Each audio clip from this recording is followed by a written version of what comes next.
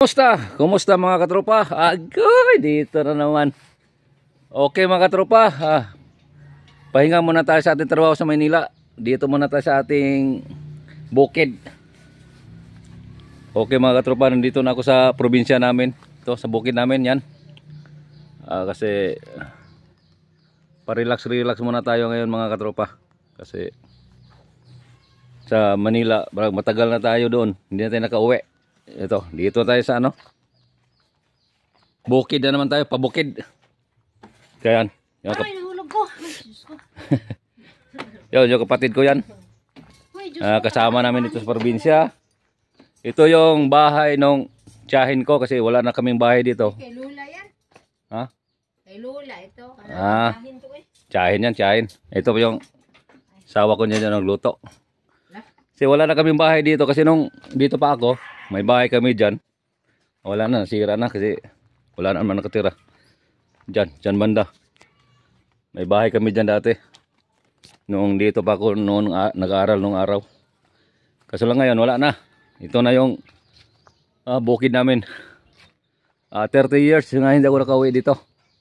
Ngayon pa lang. Okay. Pahinga muna tayo sa ating trabaho sa Manila. Kasi parang maganda dito kasi parang presko ang paligid. Maraming halaman, bulaklak ganyan. Ayo, kita mo.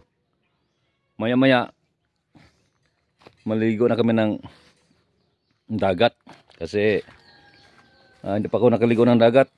Isang linggo na kami dito. Isang linggo na kami nakarating.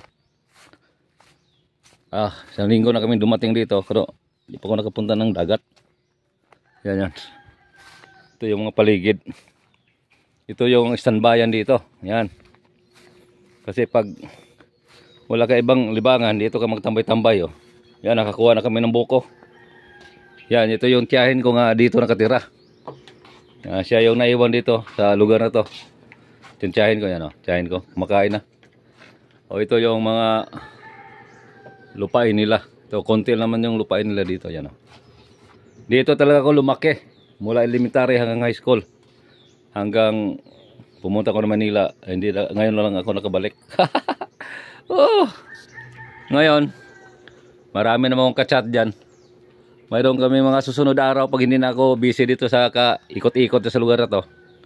Kasi pinuntahan ko yung mga barkada ko noon na nandito pa sila. Pero matatanda na rin katulad ko.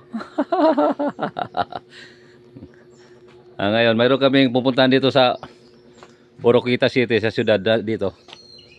Medyo malayo pa dito yung syudad. Mayroon na mga tiluring dyan na may mga makina na sira. Kailangan natin ayusin. Kaso lang yung kontak ko, hindi pa busy pa, hindi pa siya makaalis. Hintayin ko lang sila kung okay na para pasyalan namin yung mga makina nila. Okay, mga katropa. Mamaya, ligo na naman tayo.